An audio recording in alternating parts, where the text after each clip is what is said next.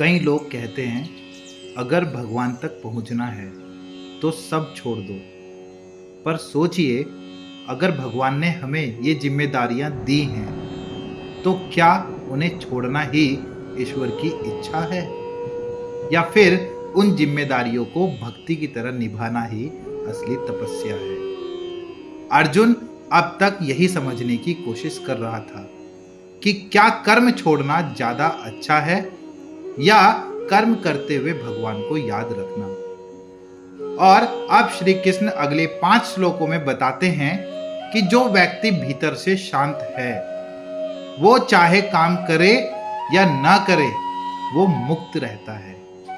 आओ समझते हैं श्लोक 6 से 10 तक, जो हमें मन की आजादी का गहरा रहस्य समझाते हैं। श्लोक नंबर 6 का अर्थ है कि हे महाबाहु अर्जुन, अगर कोई व्यक्ति बिना योग मतलब भगवान से जुड़ाव के संन्यास ले ले तो उसे बहुत कष्ट होता है, लेकिन जो योग युक्त है अर्थात जो मन से भगवान से जुड़ा है वह शीघ्र ही ईश्वर को प्राप्त कर लेता है।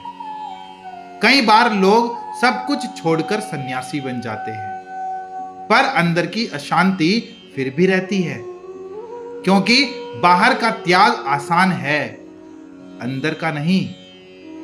अगर मन में अहंकार, क्रोध, ईर्ष्या है तो चाहे जंगल चले जाओ, मन तो वही रहेगा। भगवान कहते हैं पहले योग जोड़ो, फिर त्याग अपने आप होगा। यानी पहले मन को भगवान में लगाओ, फिर बाहर की चीजें खुद बेमानी लगने लगेंगी। श्लोक नंबर 7 का अर्थ है कि जो व्यक्ति योग युक्त है यानी जिसका मन भगवान में स्थिर है, जिसने अपने मन और इंद्रियों पर विजय पा ली है, वह सब प्राणियों में भगवान को देखता है। वह काम करता हुआ भी पाप से अछूता रहता है। अगर आपका मन साफ है तो चाहे आप कोई भी काम करें वो काम आपको नहीं बांधता। जैसे कमल का फूल कीचड़ में रहकर भी गंदा नहीं होता, वैसे ही एक योगी दुनिया में रहकर भी भीतर से पवित्र रहता है। कर्म करते हुए भी मन को शांत रखना, यही सच्चा ध्यान है। श्लोक नंबर 8 का अर्थ है कि जो व्यक्ति सच्चे ज्ञान से युक्त है वह यह समझता है मैं कुछ नहीं कर रहा, चाहे वह देख रहा हो, सुन रहा हो, छू रहा हो, सूंघ रहा हो या खा रहा हो, चल रहा हो, सो रहा हो या सांस ले रहा हो, वह जानता है कि सब ईश्वर की शक्ति से हो रहा है। ये वो अवस्था है जहां व्यक्ति अहंकार से मुक्त हो जाता है।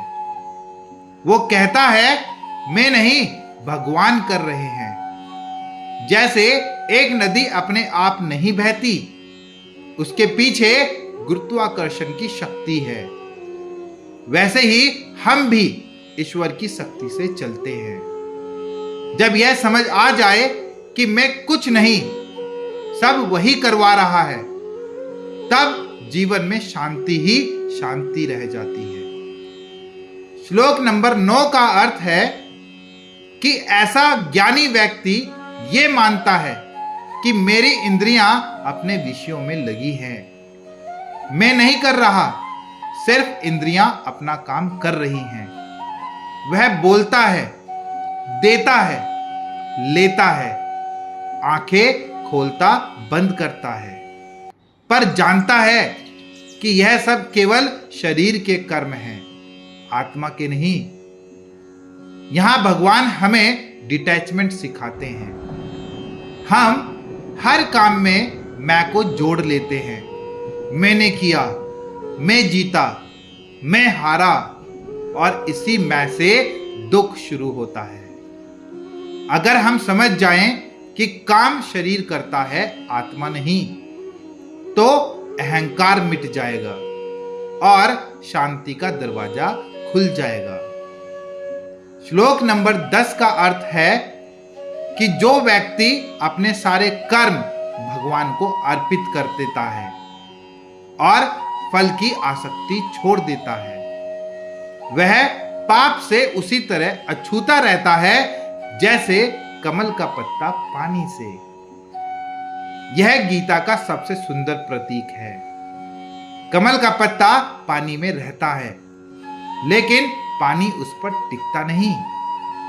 वैसे ही हम भी इस दुनिया में रहकर रिश्तों, काम और संघर्षों में रहकर ही निर्लिप्त रह सकते हैं। अगर हर काम से पहले मन में बोलो, हे भगवान, ये काम मैं आपको समर्पित करता हूं, तो कोई भी कर्म तुम्हें बांध नहीं सकता। यही है कर्म योग का सार। तो इन 5 श्लोकों ने हमें सिखाया कि असली त्याग बाहर नहीं, भीतर होता है। जब मैं मिट जाता है तभी शांति मिलती है, और जब कर्म भगवान को अर्पित हो जाएं, तो जीवन कमल की तरह खिल उठता है। तो कमेंट में लिखिएगा जय श्री कृष्णा, हर हर महादेव। और अगर आपको ये वीडियो अच्छी लगी हो तो चैनल को सब्सक्राइब जरूर करिएगा।